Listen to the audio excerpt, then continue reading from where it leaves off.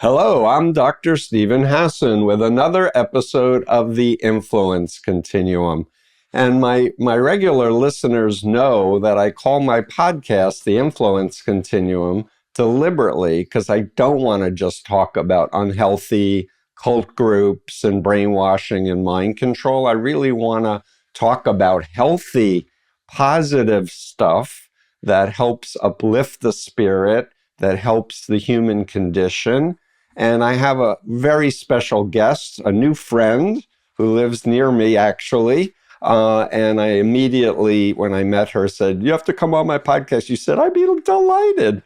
So I'd like to introduce you to Eva Selhub, medical doctor, MD, very prestigious person. I want to plug this book. She has 6 of them. This one's called Your Health Destiny: How to Unlock Your Natural Ability to Overcome Illness, Feel Better, and Live Longer. But I'm just going to mention your other books and then circle back to all of your amazing credentials. Let's see. So you did Burnout for Dummies, Resilience for Dummies, Your Health Destiny, the Stress Management Handbook, the Love Response. Definitely want to talk about love. And co-author of Your Brain on Nature. And people know that nature is really critically important. So Eva Selhub has been an instructor of medicine at Harvard Medical School, clinical associate of the prestigious Benson Henry Institute for Mind-Body Medicine at Massachusetts General Hospital, where she served as medical director for 6 years. She's also served as an adjunct scientist of neuroscience at the Jean Mayer USDA Human Nutrition Research Center on Aging at Tufts University. I could go on and on. You've done so many things. Now you're into coaching, keynote speaking, workshops, and really wanting to promote wellness.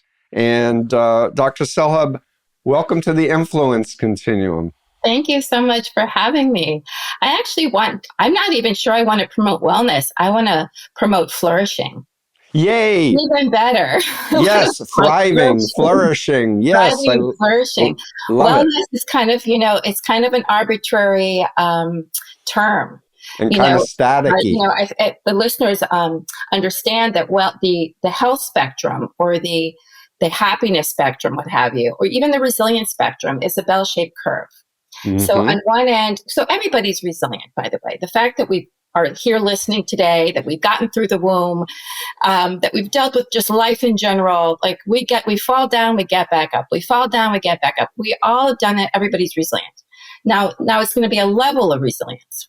So, or a level of wellness or happiness, whatever it is. So you've got on this end, you've got sickness, or we've got burnout, where you just keep falling, getting back up, and at some point you just don't have the energy to do it anymore. Then we've got in the center, we've got wellness. In Western allopathic medicine, it's a normal blood pressure, cholesterol, and BMI, let's say, right? Uh-huh. It's kind of in the middle and arbitrary. And then when you get into this side of the curve, you're in medicine, you'd be fit. We call that fitness or thriving. And in resilience terms, we call it flourishing. Or in sports, we call it hormesis, where the stress has made you stronger and better and more flexible and more adaptable. Hormesis, that's a new word for me. Yeah, hormesis. It's what, like when athletes work out and they stress their bodies out, they get better. It's hormesis. You get better with stress, or what we call post-traumatic growth versus post-traumatic stress, right?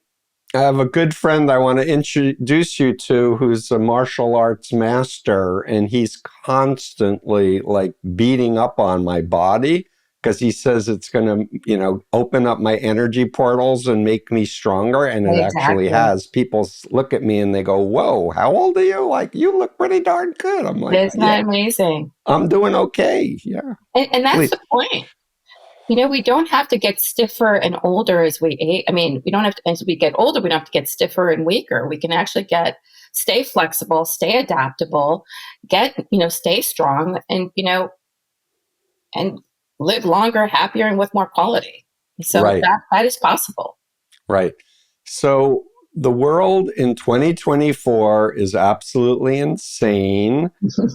News and social media, the Surgeon General has said, be careful for children. And I'm like, why didn't he say be careful for everybody? Because it's bad for our brains. I've interviewed, a Harvard social psychiatrist who wrote Rewired, all about the detrimental effects of our brains were not meant to be online with zeros and ones and binaries. Yeah. So please tell my listeners, be the doctor around the world right now and just say, listen, if you're stressed out, what are the things people really need to pay attention to get to that flourishing state? Well, I want to address that point, actually. So in 2012, which we actually wrote earlier, we wrote the book, Your Brain on Nature. And we wrote that book because of the advent of screen time. So this is 12 years, more like 14 years ago when it was written. It was released 2 years later. Right. So 14 years ago, we were seeing the trend of increased anxiety, increased aggression, increased narcissism, decreased empathy, more depression, and of course the health problems because people are more sedentary and so on and so forth. And just getting people out in nature, just having people see scenes of nature, just having people spend 20 minutes in nature, whether it's gardening or mindful walking, whatever that is, improve their health like multifold. And even just like the Japanese practice called Shinrin Yoku forest bathing, which is literally just taking a mindful walk in nature, immersing your senses, not only reduced cortisol levels and stress levels, but also improved the immune system. And it went out 6 months later. Right? Yeah, forest bathing is a new concept for Westerners, I think. But it's been around in forever. Japan forever. And indigenous people have always related to nature as mother. Absolutely, as mother. And so we've had a huge, in Western medicine, especially in Western culture, a huge disconnect from nature. And there is, some people call it the nature deprivation syndrome. And of course, with COVID, where we went on screen, it became even worse, along with the social isolation. So the thing to remember is we're nature. We are nature. We're bred from nature. Our brain is wired to be in nature. Nothing in nature to our brain is ugly. Our brain might see something scary or sometimes disgusting, because that's the way it saves our life to stay away from it. But it's not really ugly, right? And so the concrete jungle, on the other hand, technology is ugly to our brain. We haven't been around long enough. We haven't, evolution can't take place. It takes a really long time. So genetically and our brain-wise, we haven't been wired to actually like concrete and like technology and like these things. So it's actually foreign. It's stressful.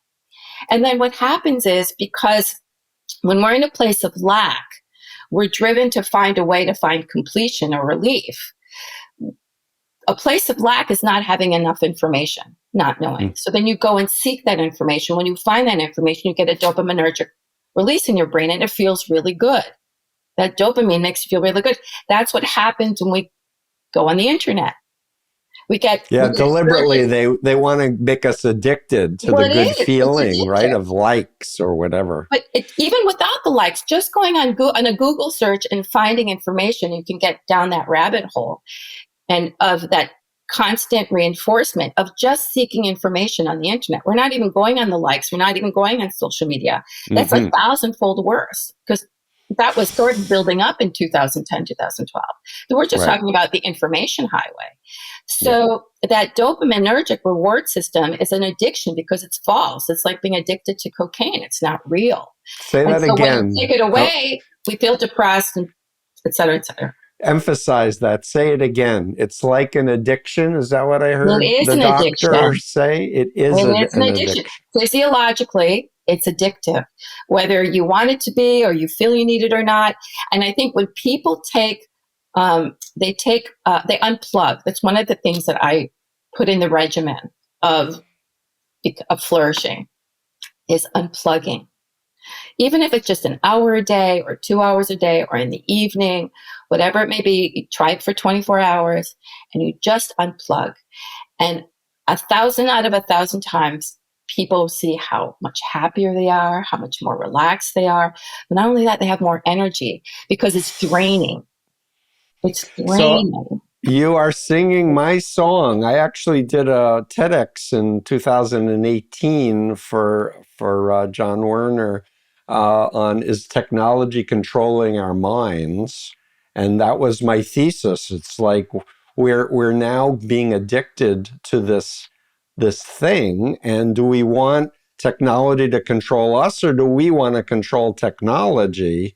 And that's where the Center for Humane Technology and Tristan Harris and Asa Raskin's work is like trying to call attention to the fact that this is not human. We're really suffering from this.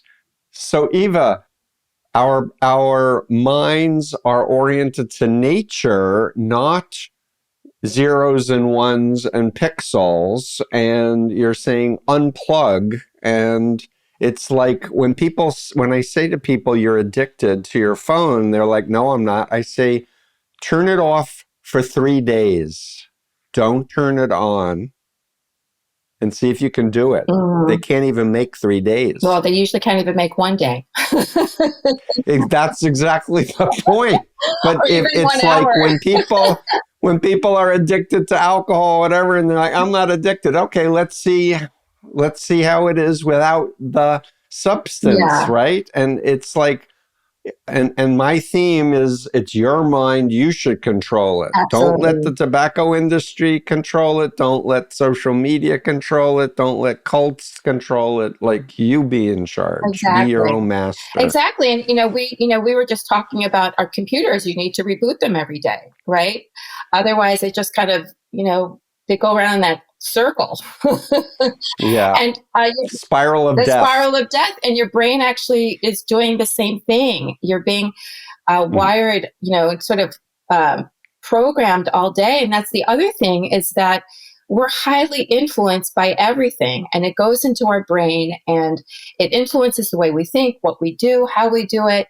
And so when you're on the internet and you're being bombarded with information all the time, that is affecting not only how your brain can function and where its energy resources are going, but it's also influencing you in a way that you're not realizing, with whatever propaganda is coming through or any information.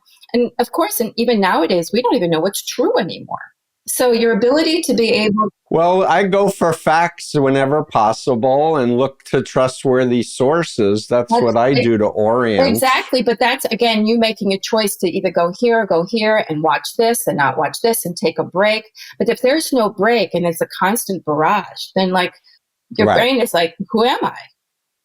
Who am I? Where am I? What am I? And so it's important to...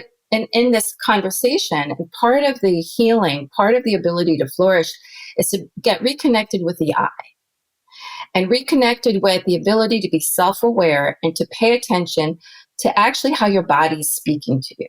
Because if we're constantly paying attention to what other people are saying, or what an internet is saying, or what an addiction is saying, even though you're not aware of it because it's physiological, you become disconnected.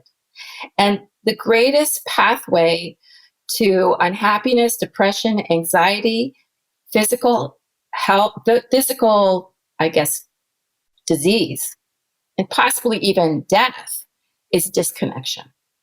We are social beings. We have an innate desire to belong, to be part of something greater. And we also need to be connected to ourselves, because if you're not connected to yourself, you're not aware when you're hungry, you're not aware when you're cold. You're not aware when you need to go to sleep. And we become so disconnected. We drink, coffee when we're tired. We turn the lights on when we need to be going to sleep. We have become disconnected as a species from the way our body's telling us what it needs and where to go and how to be. And we pay attention to all these other things, which in that disconnect creates a huge stress, a huge pathological load of stress in the body, which is going to create an elevation of that fight or flight or stress response in the brain and body, which creates a huge pathological load. And so if you have a genetic predisposition, or if you're exposed to something like a virus or what have you, your body can't handle it and it breaks, as opposed to bounces back. So that reconnecting with self is very important. Totally. And I just want to really emphasize, because this is what I've learned as a therapist with people who are born in cults, etc., is you have to be in your body, because mind control is a dissociative disorder and people are Right. not listening to their bodies. When I ask people when they're approached by a recruiter, when they think back, what was their memory of that? They were like, I had a voice inside me saying, be careful, or my gut was telling me danger, danger. But they didn't listen to their Right. bodies, right?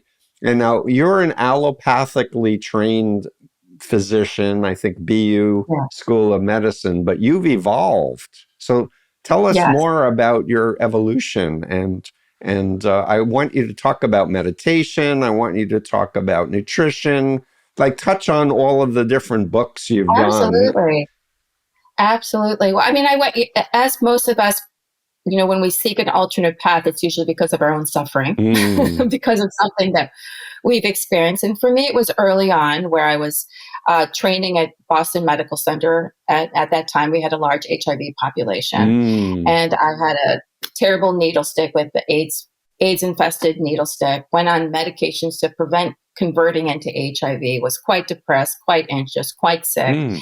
and sort of, did my bargaining, if you let me live kind of thing, I promise. And everything turned out okay. I did not convert into HIV, but it was a year of continuously being tested, many other traumas, which culminated in my apartment burning down and my father having a heart attack within a 4-month period. Wow. And in that time frame, which I just kept getting knocked down and getting back up, and knocked down and getting back up, and knocked down and getting back up, and at that last piece where I had no possessions, I had lost all my belongings, had no renter's insurance, and I was like $300,000 in debt. My father's just had a heart attack. I just said, I don't get it. What's the point? Why live? Mm. It's too hard. Every time I do what I'm supposed to, and every time I try, and every time I'm good, I get knocked down. Mm. Why me? Why me? Why me? And I went around like that for good 5 months, just a robot of why me. Mm. And I didn't have the energy to live. I just wanted somebody to take it away. So you can see, like, in that vulnerable state where you just want the pain to go away. Sure. So whatever it is that influences one at that point. And the good news was I was never fully disconnected for how I felt in my body. Never trained in the psychological realm, so didn't pay much attention to the psychological aspect of what was going on. But I was aware that I was having, a lot of unhappy thoughts, and that I was depressed, that I was tired. Mm-hmm. That enough, I was aware of being a physician. And so my friend took me out to dinner. It was probably 5 months later, after the last major event. And she said, "We miss you. You haven't been the same in a year since the needle stick." And again, I don't know what happened. I guess I'm just lucky. But I woke up and I said, "You're walking around asking the wrong question." Mm. And that question isn't why me. The question is why not me? Mm. Nature just as soon lets a forest fire burn as a flower bloom. It's not personal. Why are you taking all of this personally? I mean, it's hard. It's terrible. But why the victimization? And so that led me to say, wait a minute, what is really going on here? This idea that I'm somehow a victim and need fixing, need saving, that I'm somehow bad. And that whole programming Mm-hmm. Mm-hmm. of I need to do better, I need to do more, and there is something wrong with me. And that's when I decided to also study mind-body medicine and understand more about the brain, more about the connection, the mind-body connection, more about stress and how that had to do with health and well-being. So as a primary care doctor, I was doing both. I was working at the Mind-Body Medical Institute with Herb Benson and also doing primary care. And I was starting to merge them and finding when my patients learned self-care, when they learned self-love, when they learned how to deal with their thoughts and their beliefs and change them, well, we're doing positive psychology, if you will. Yeah. When we lowered that stress response with meditation practices, which we called the relaxation response, because there are a whole slew of those, people were able to get off their medications. Mm-hmm. People were able to reverse diseases. People, I put that in quotations because I don't like to label people with a disease. I look at the pattern, and because then we start looking at being able to shift the pattern. We start realizing that nothing is set in stone, that just because a disease enters the body, it doesn't mean it will manifest itself, and that we have a lot of choices, some people more than others, that there's wiggle room. And I started realizing that we have this whole slew, which I call infrastructure, that we can create in our lives that can support our physiological makeup. So that it can be in a state of balance. And so that no matter what comes at us, we can be those Zen masters like your teacher and stay in the flow of what happens and maneuver and navigate it rather than be hit by it, and realizing that we're not, life doesn't happen to us, it happens with us. We're co-creators. Yes. And the question is what is going to take for me to be a co-creator? It's going to take self-awareness, which why mindfulness is so important, to become aware of how I'm feeling, what I'm thinking, and not be attached to it, to be able to be fully present rather than somewhere else. And that means being in my body. It means being physically active and exercising and giving my body the vitality it needs. It means putting nutrient-rich food in my body, getting the right sleep. And, doing these relaxation practices, these meditation practices that allow us to lower that fear, that victimized state, which is natural being human, that elevated stress response that lets us have access to our brain. Because when you're in fear, you don't have access. You're like a horse with blinders. You just want to get from point A to point B. You don't have access to this intelligent, brilliant brain. Yeah, the frontal cortex, where you can actually think and reason and look at data and imagine the future. Yeah, and that's what's happening worldwide is people are walking around so in fight and flight and freeze, and because they're overwhelmed by fear, and they don't break it down to wait a minute, focus on what's within our control, do the things to keep yourself strong and grounded. Eva, I get asked all the time, Steve, how have you done this for 48 years? Like, people burn out. And I said, I burned out about 40 times in 48 years, but each time I learn a little bit more about self-care and not taking clients on Wednesdays and doing Monday, Tuesday, Thursday, Friday, etc. But it's a journey. Life's a journey, and we need each other. And I want to come back to, we're not isolated people. We're social beings, and we need to be connected to other people we care about and who care about us. And we need to be connected to a higher purpose, not just making money or having, fame or, what watch you wear or what car you drive, right? Exactly. And at the antidote to that fear, which is a state of lack, essentially, a state of not having or being enough. And that's normal. That is a normal physiological state of being for any living organism. At some point, you're going to be hungry. At some point, you're going to be tired. It's never going to be enough. I think that, there's what we call the enough disorder. I'm never enough. I don't have enough. I'm never going to be enough, whatever that is. And the truth of the matter is, there is going to be a point in about everything where it's not going to be enough. That's normal, because you're not going to be satiated all the time. At some point, you're going to be hungry. At some point, you're going to be cold. At some point, you're going to be hot. At some point, you're going to be tired. At some point, someone is not going to fulfill your needs. Doesn't mean that there's something wrong. It just means that's what's going to happen. So part of this is just calming that fear and realizing it's okay that I feel fear sometime or I feel angry. Yeah, I have emotions there to let me know that it's time to affect change. Right. But I'm not my emotions. Right. And so that the issue that we have here is that indoctrination of this fear through everybody, when we've identified it with it, identified as being victims of it and saying, this is part of life. Right.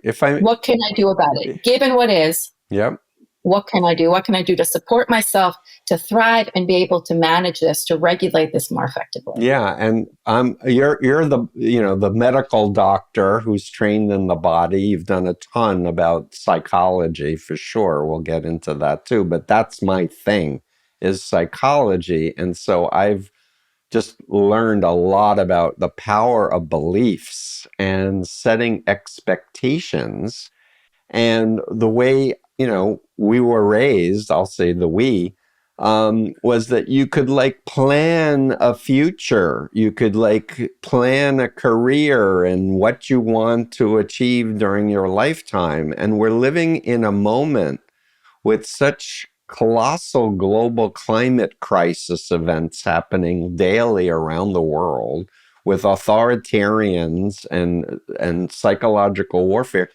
We don't know it, and AI, we don't know what's going to be in a year or 3 years, so No, we don't have the certainty. And that's where I want to ask you to talk more about resiliency, because we need to shift our expectations and have faith that we can figure it out, that we have, yeah, that support system within ourselves and our family and friend networks, that whatever happens, we're going to do the best we can to adjust. that's right. And that's the key. We don't know what the outcome is going to be. And it's interesting. So, with the people listening, as you're talking about all this catastrophic stuff that's happening in the world that might happen, if you, even if people just think about what you just said, pay attention to what happens in your body as you think about these things. Mm-hmm. And this is at the core of what we have the ability to change. This is why I'm bringing this up, because as you're talking about all these things and all these things that I have no control over. I could feel the insides of my body starting to contract. Mm-hmm. Mm-hmm. My gut, my chest, it's all starting to contract. That's the stress response. That's the physiological response. And what happens is when you're in that contracted state, the brain also contracts. Mm. And so your access again to reason, to logic, to be able to access positive beliefs and positive expectations diminishes. Mm-hmm. Your oxytocin levels, which is your ability to love and bond and attach, drop. Adrenaline and cortisol levels go up. Those are your stress hormones. Dopamine and serotonin levels go down. Your happy neurotransmitters. Mm. It's an automatic physiological reaction. Trying to stop it is like trying to stop a shiver when it's cold outside. Mm. It's like trying to talk yourself out of shivering, trying to think your way out of shivering. It doesn't work. You're going to shiver. The only way that you can shift this is through resetting the thermostat inside of your body. And that's why the relaxation response in meditation and self-awareness is so important, because we want to reset that physiological response to be in a state of balance and calm. And then we're in the now. All we know is right now. Right. The past is gone. The future is yet to come. I'm not a fortune teller. Right. But I have the ability to either be present and set out a positive expectation that what will be, I will handle. Or I can say, oh no, I'm going to die. Okay? And that's what the brain is thinking. The brain doesn't distinguish between real or imagined threat. The minute you perceive a situation as not manageable, because we have stress that's manageable, I'm hungry, I'll go get some food.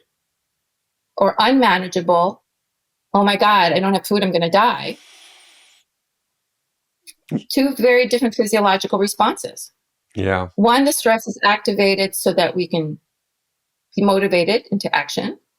The other one, we go into fight or flight, which is a whole, like I said, that creates that pathological load. And all the levels drop or go up or what have you. And again, trying to stop that once it's happened is like trying to stop a shiver when it's cold outside. So what you want to do is change the physiological response so that you have access. You have access to positive expectation, positive emotion. So it's turning your focus away from what's happening outside and focus what's happening on the inside.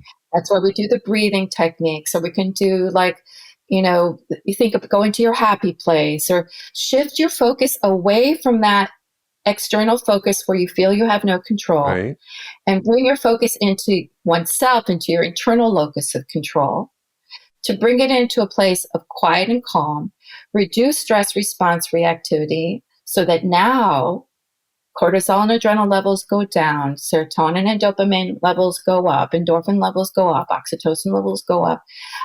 My heart opens. I'm more likely to now connect with others and ask for help and support or give help and support. I'm more likely to have access to my brain that's going to be able to do whatever due diligent research it needs to do some problem solving or solution oriented issues. I'm going to be better able to do goal setting. Why? Because when I'm in fight or flight, I know what I don't want. And I'm hyper-focused on what I don't want, which means I'm going to be co-creating more of the same. When I'm quiet and calm and have access, I can get clear on what I do want and what I can do. And then I have the wherewithal to then go towards that goals. That's why we have, resilient leaders and resilient mindset. It's a growth mindset. Yeah. How can I turn this situation into an opportunity for growth, for learning, for embetterment? Again, that is a mindset that's both going to help our physiological response, and also when we get into a calmer physiological response, we have access to that mindset. And that's how they both work together. Yep. And I'll just say, when I'm teaching people who've been experienced with undue influence and such, I want them to be in their body in the here and now with an internal locus of control.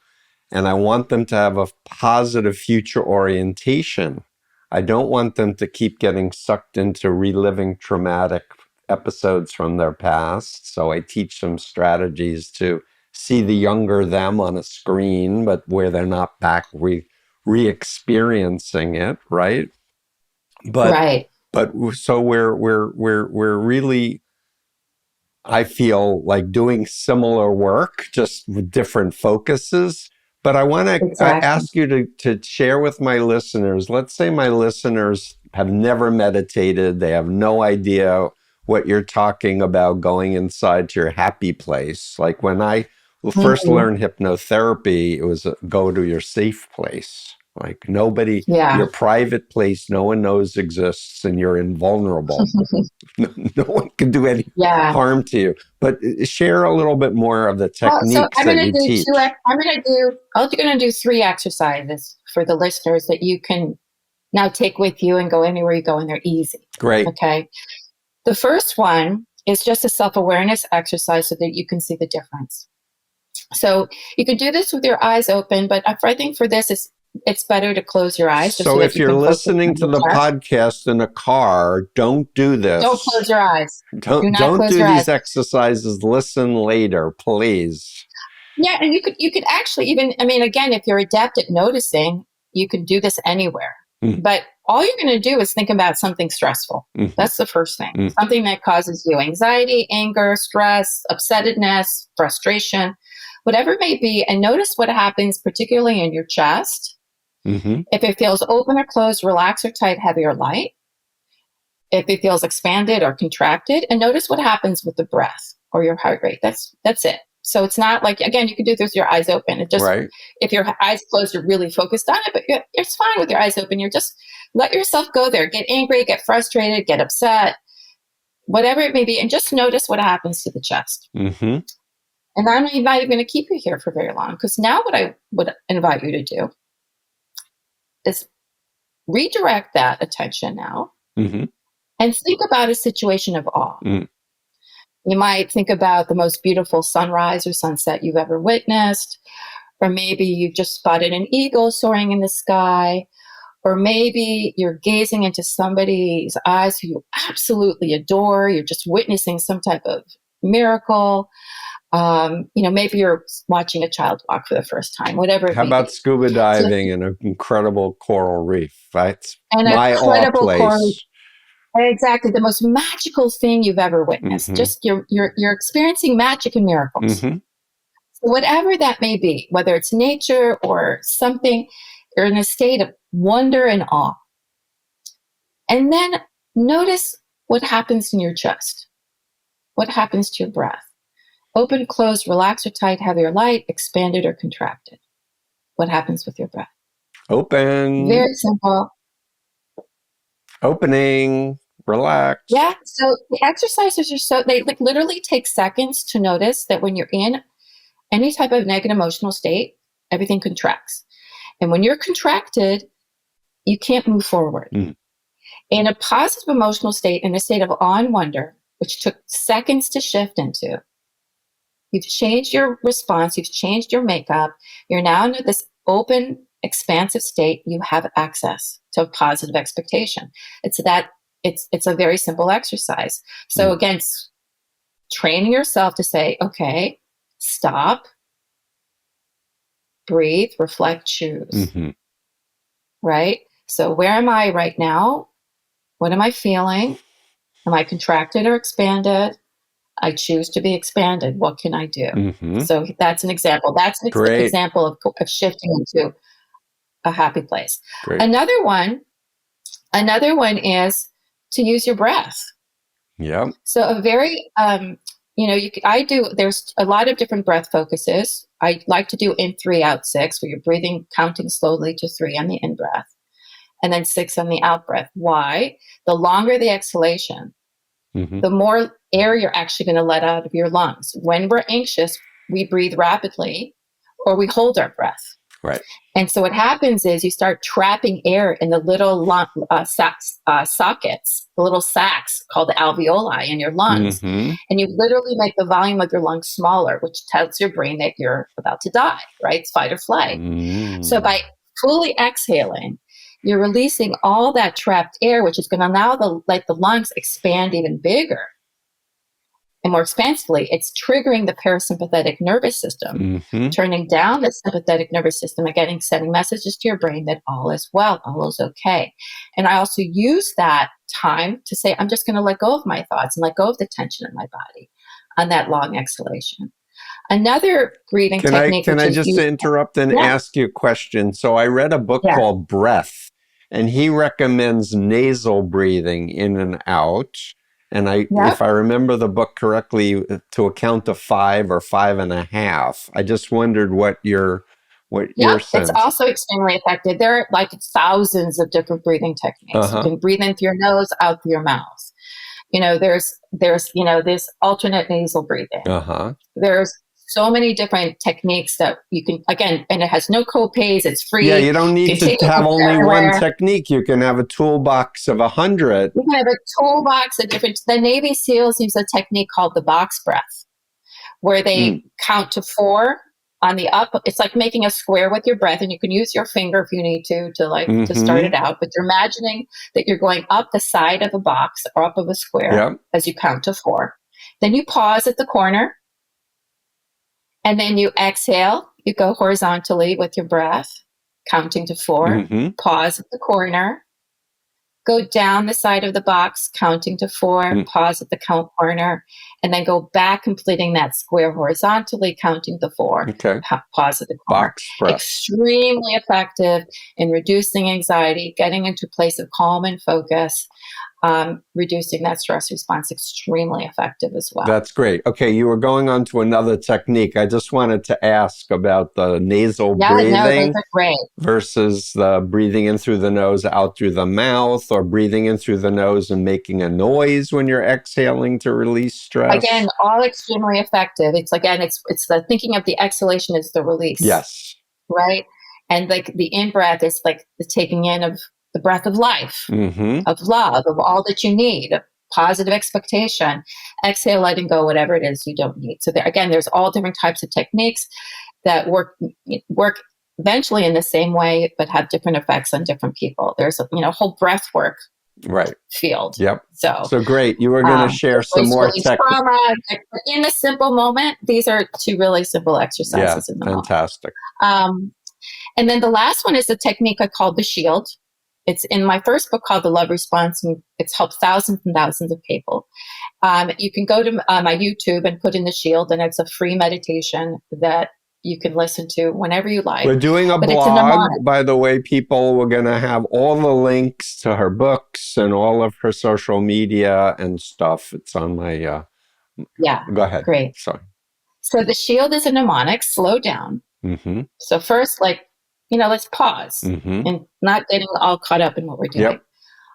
2, I think, is probably one of the most important instructions here is honor.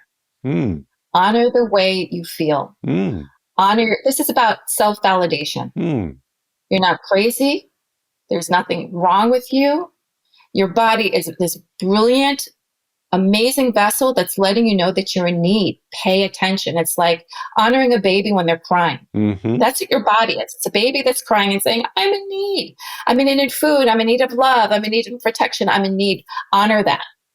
Great. Honor this brilliant source that's letting you know what you're in need. And start now self-regulating. Inhale, And don't forget to exhale. That's the IE. Mm-hmm. And as we get calmer, we can start doing the reflection. We can start listening. L, what is really going on here? What is it that I really need? Taking care of that. And D is the choice. It's making a decision. Do I want to stay contracted and in fear or angry? I have that choice. I could. No one would blame me. That's totally human. That's okay. Or do I want to choose to be resilient? Do I want to be flourishing? Do I want to choose to see this as an opportunity for growth and learning? I'm going to decide to be enough and have enough. That's usually when I throw in some type of affirmation or a mantra. The one I use is I am enough, I have enough, I have all that I need, come what may, I have all that I need. And that's sort of the mnemonic. The visualization, and this is where, again, the technique comes in, is visualizing guided imagery is also a wonderful way to reduce stress activation, but also reprogram beliefs and thoughts and the experience of feeling safe and loved. So I have people imagine this beautiful rays of light from the sun or the heavens above shining down and going through your body. So there's a shield that literally comes down, comes in, and comes out.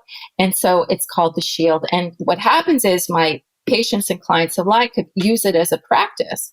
But also when they're in times of stress, they've done it so often, they just go shield. They go shield, shield, shield, and this light comes down. Their breathing starts regulating. In fact, they're programming themselves in a positive direction. I love to that. reinstitute the sense of safety and love and protection, and also knowing that I am enough and have enough. I love this. So it's a really powerful thing. And I teach people how to do self-visualization techniques. Like a lot of people that I work with are afraid the guru has psychic powers and are, going to attack them. And I have them visualize a power force field, a la Star Trek or whatever their imagination comes up with, where they can know that they're safe. Exactly. You're safe. But I love the shield because it's giving the instruction that can become a habit. Whenever there's an external threat, that you get resourceful. Exactly. Yeah, I love that. Exactly right. Yeah. I came up with it for me. And then I found that it was really helpful, so I started using it with my patients. And they loved it, so it became a thing. Yeah, you said it earlier. It's like when there's a need, you figure things out. Like your life was like not going great, and it's like, okay, have to make a change. How am I going to figure this out? And my entire life work is just figuring out what happened to me in the Moonies.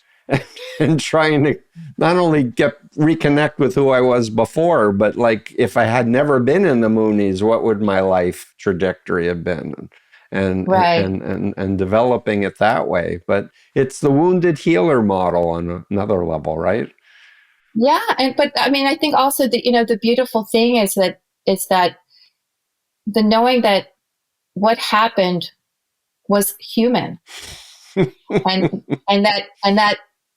and to a certain extent, everyone has some level of that, and some level of not knowing who the self is, and being influenced by external factors that tell you who the self is. You don't know who the self is. You're a blank slate when you're born, right? And then we're programmed. We're programmed by, our brain gets programmed about whether things work out or they don't work out, whether or not we're loved or not loved, whether we're fed or not fed, and what's happening in the world.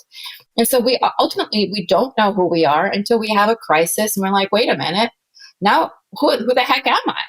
And so it's a testament to how we're influenced, and the length with which we go to try to feel better, to try to feel like we belong, to try to feel like we're part of something. And that it's human. Like what happens with us or to us is human, and to allow that forgiveness to then just really heal ourselves, and then being able to pay it forward to help others. And that's the beauty of what you've gone through, is that you've helped so many people. Yeah. Well, it's a joy.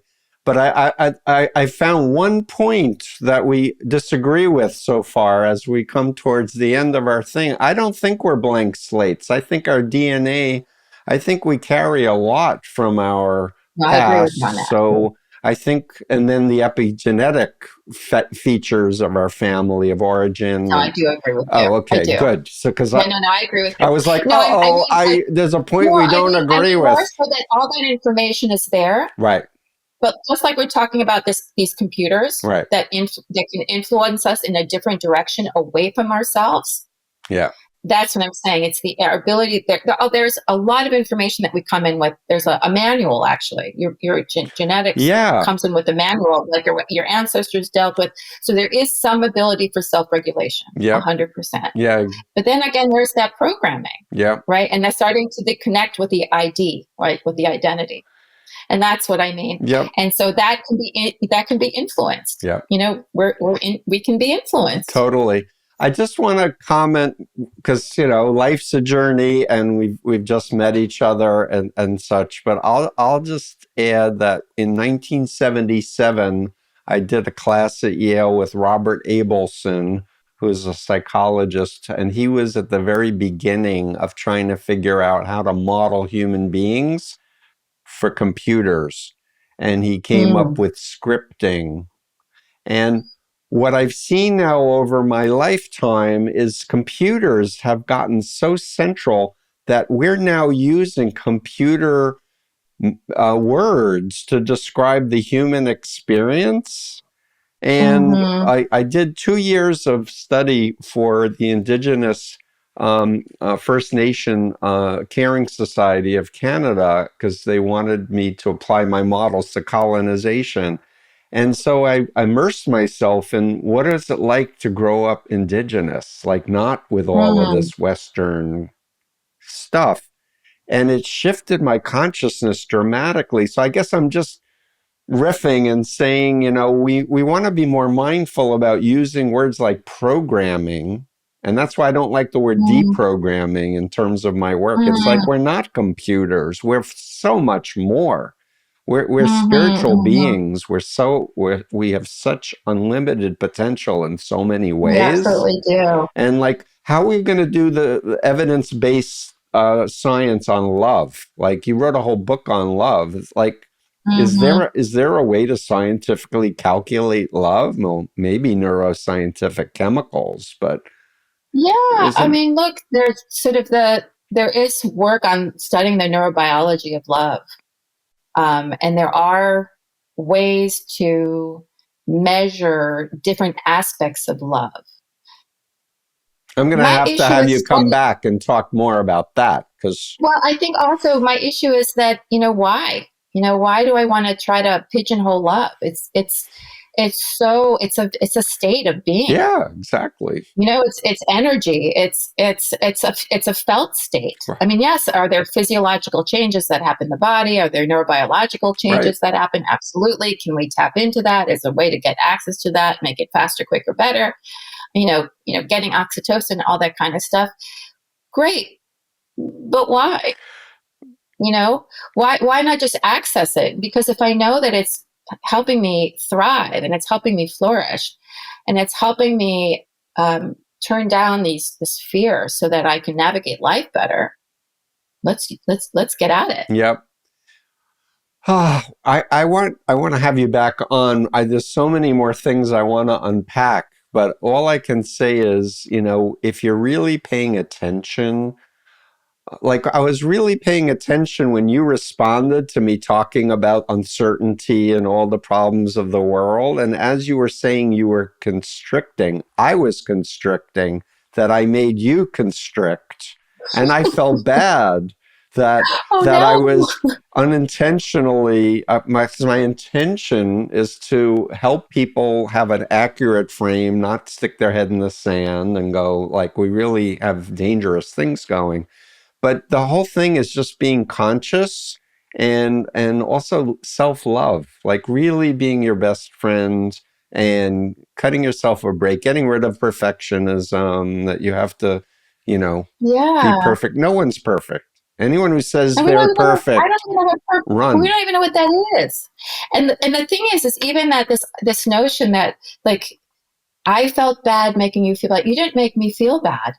It's like you were being you and you were talking about reality, and that's okay. I think we also have to realize that it's okay that we trigger other people. Because if you don't trigger someone, they don't know how to deal with it. It's like protecting your kids and never letting them learn for themselves. It's not Right. resilience. Right. Resilience is actually feeling pain. Right. And getting up despite of it. Right. It's learning how to manage the adversity. It's learning how to regulate stress. It's not about not having stress. Yeah. In fact, stress is good, right? How to navigate it. Absolutely. What are you not going to talk about all the adversity and terrible stuff that's happening in the world? Like you didn't create that horrible stuff. What I'm saying is that you're not making me feel anything. My body is feeling that is scared about these things. It's agreeing with you about these things. And then you go into this place of, I don't know what to do. And so you want to feel this stuff and you want people to feel this stuff because then you give them the tools to manage it. Yeah, it's great. So it's a beautiful thing. You are a wonderful human being. Your health destiny, how to unlock your natural ability to overcome illness, feel better, live longer.